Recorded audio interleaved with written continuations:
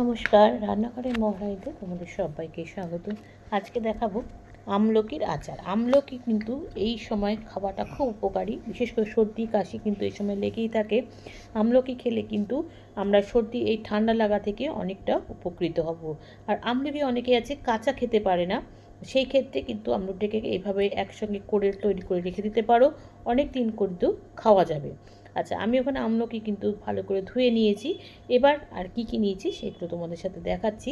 নিয়েছি লেবু, আছে কাঁচা লঙ্কা, ধনে পাতা, আর দিয়ে দেবো হচ্ছে রসুনও আছে, আর নিয়েছি আদা। প্রথমে যেটা করব সেটা দেখো, আমি একটা ঝাঁঝরি দিয়েছি গ্যাসের ওপরে, কিন্তু গ্যাসটা জ্বালিয়ে দিয়েছি। দিয়ে আমলকি গায়ে কিন্তু আমি একটু সর্ষের তেল মাখিয়ে নিয়েছি। নিয়ে আমলকিগুলোকে কিন্তু এবার খুব ভালো করে পুড়িয়ে নেব।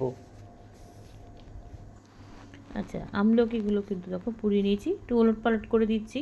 আর পোড়াবে যখন, তখন কিন্তু খুব ভালো করে পোড়াতে হবে। যেটা হয়ে যাচ্ছে সেটাকে কিন্তু আমি তুলে নিয়েছি। আর মানে দুদিকটা ভালো করে কিন্তু কাঁচা যেন না থাকে, দুদিকটাই কিন্তু ভালো করে পুড়িয়ে নিতে হবে, কেন আমলকি একটু শক্ত হয়। আর পোড়া মানে দুদিকটা ভালো করে পোড়ালে কিন্তু এটা নরম হয়ে যাবে। তখন কিন্তু এটা আমি এরপর মিক্সিতে দেবো, তখন এটা খুব তাড়াতাড়ি কিন্তু পেস্ট হয়ে যাবে।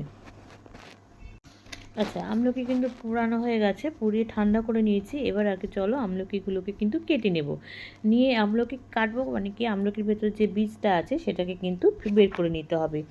এবার যেহেতু এটা মিক্সিতে দেবো, সেই জন্য কিন্তু বীজটাকে ভালো করে বীজটাকে আগে বের করে নিতে হবে, তারপরে কিন্তু এটাকে মিক্সিং জারে দিয়ে দেবো।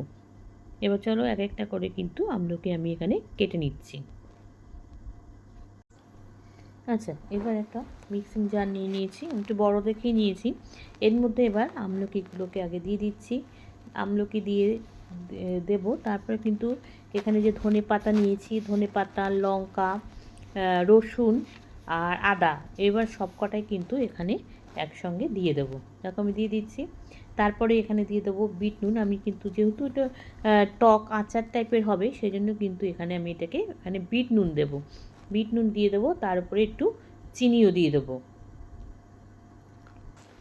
এবার দেখো মিক্সিতে নিয়েছি, এবার যে বললাম বিট নুন দেবো, বিট নুন দিয়ে দিচ্ছি, দিয়ে দেবো চিনি।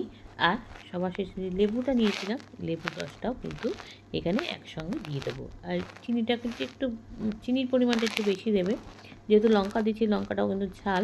এবার দেখো লেবু দিয়ে দিচ্ছি, লেবুটাও টিপে দিয়ে দেবো। দিয়ে এবার কিন্তু একটু সামান্য পরিমাণে জল দেবো, যেহেতু আমলকিও কিন্তু জলীয় জিনিস, আর মানে রস আছে, আর লেবুও দিয়েছি, তাই জন্য সামান্য পরিমাণে জল দিয়ে এটাকে পেস্ট করব।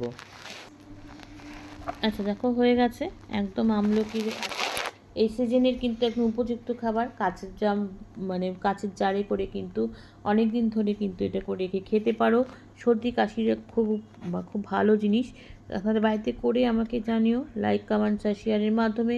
তোমরা যারা আমার চ্যানেলটাকে সাবস্ক্রাইব করে আমার সঙ্গে রয়েছে, তাদের জন্য রয়েছে অসংখ্য অসংখ্য ধন্যবাদ। আর যারা করোনি তারা প্লিজ চ্যানেলটাকে সাবস্ক্রাইব করে আমার সঙ্গে থেকো।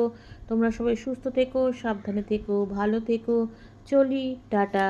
দেখা হচ্ছে পরবর্তী নতুন কোনো রেসিপিতে তোমাদের সঙ্গে।